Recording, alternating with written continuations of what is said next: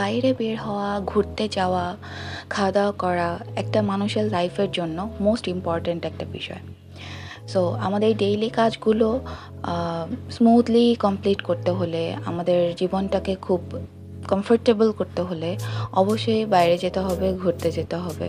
ঘরের মধ্যে বসে থাকলে একটা অন্যরকম একটা টায়ার্ডনেস চলে আসে। সেটা কাটানোর জন্যই এই দুজনকে নিয়ে আজকে বের হয়ে গেলাম। ঐশী অনেক দিন ধরে বলছিল, মাম্মি আমি একটু বাইরে ঘুরতে যেতে চাই, আমি একটু কোথাও যেতে চাই, অনেক দিন কোথাও যাই না। ওদের কোথাও বেরও হওয়া হয় না। ঐশীর সামনে এইচএসসি এক্সাম, তো পড়াশোনার প্রেশার সব কিছু মিলিয়ে আর কি ওরা বের হতে পারে না। তো আমি বললাম ঠিক আছে চল, কোথায় যাবি। আমরা ঘর থেকে বের হয়ে গেলাম। তারপর ওরা বললো মাম্মি কোথায় যাব, তো বল তোরা কোথায় যাবি, আমি আজকে সেখানেই নিয়ে যাব। ফার্স্টে বলেছিল যে উত্তরা যাই চলো, তো উত্তরা যেতে হলে ওরা মেট্রো রেলে উঠতে চেয়েছিল, বাট মেট্রো রেল শুক্রবারে আনফর্চুনেটলি অফ ছিল। আমি বললাম যে আজকে উত্তরা যাওয়ার দরকার নেই, কাছাকাছি যেখানে আছে সেখানেই চল। তো বললাম মামনি চলো তাহলে জিয়া উদ্যান যাই। তো জিয়া উদ্যান ওদেরকে নিয়ে আসলাম। এরপর বললাম আইসক্রিম খা, তো ওরা আইসক্রিম চুজ করলো, আইসক্রিম কিনে দিলাম। তারপরে ওরা খুব এনজয় করতেছিল। মনে হয় সব পুরনো কথা, যদি চায়ের দামে জমে নীরবতা, কত পায় লা লা লা লা লা লা লা লা লা লা লা লা। তারপর আমরা একটা রেস্টুরেন্টে খেতে বসে পড়লাম। তো ওদেরকে বললাম যে তোরা কী খাবি, বলে মাম্মি তুমি যা খাবে তাই খাবো। আমি বলছি না, আজকে তোদের ডে, তোরা যা খেতে চাবি সেটাই তোরা খেতে পারবি, কোনো সমস্যা নেই, তোরা জাস্ট চুজ কর। তো ওরা এই সেট মেনুটা চুজ করেছিল, আর আমি cream of mushroom soup select করেছিলাম। আমার আসলে পেট ভরা ছিল, কিছু খেতে ইচ্ছে করছিল না, আর রেস্টুরেন্ট পুরাটাই একদম হাউসফুল ছিল। তো ওরা একটু গল্প টল্প করতেছিল, আমি শুনতেছিলাম, আর ঐশী যা যা বলতেছিল ওহি হা করে মনোযোগ দিয়ে শুনতেছিল। তো ওরা যা করে মানে হাসবো না কাঁদবো বুঝে উঠতে পারতেছিলাম না, মানে খাঁচার পাখি যখন বাইরে বের হয় যা হয় আর কি। আমার সাথে তোদের অনুভূতি কি? আমি বললাম আমার কাছে অনুভূতি পুরোই আগুন। তোর কি অনুভূতি বল? আমার অনুভূতি খুবই ভালো। আমরা অলস সময় তারা কম, আমরা অলস সময় পাই বলতে পারছি। যদিও আমার উপর দিয়ে অনেক ঝড় তুফান গিয়েছে, তাও ভালো লাগছে। ওর উপর দিয়ে ঝড় তুফান গিয়েছে মানে ও বোঝাতে চেয়েছে যে আমরা তিনজন যখন রিক্সা উঠেছি ওকে উপরে উঠিয়েছিলাম, আর ও পা ব্যথায় অস্থির হয়ে যাচ্ছিল। বেচারিকে নামিয়ে আবার ঐশীকে উপরে উঠিয়েছিলাম।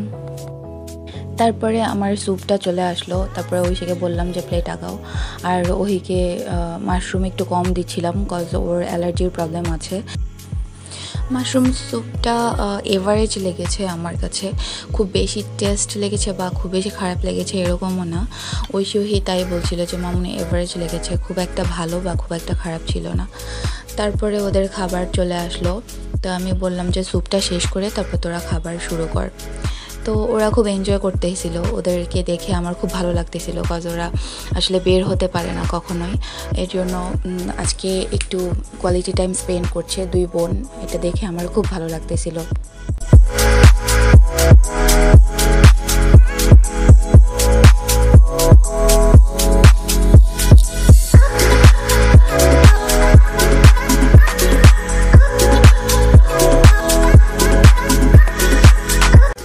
তারপর খাওয়া দাওয়া শেষ করে আমরা বের হয়ে গেলাম। এখন চলে যাব বাসার উদ্দেশ্যে।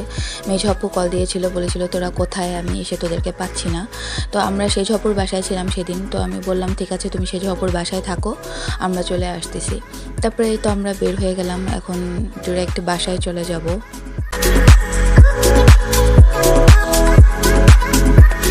তো বাসায় চলে আসলাম, আর দেখলাম যে বারান্দায় আম্মু আর সেজ আপু আমাদের জন্য ওয়েট করতেছিল আর গল্প করতেছিল।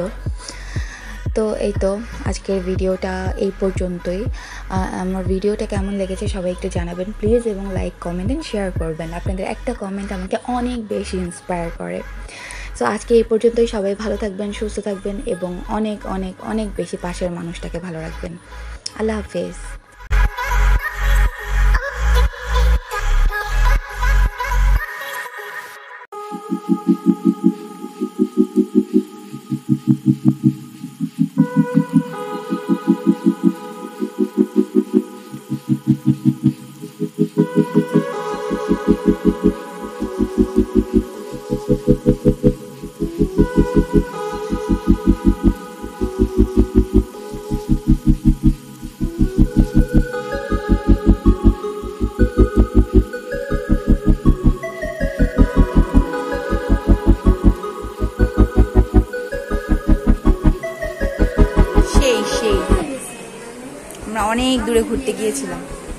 আমরা অনেক দূরে ঘুরতে গিয়েছিলাম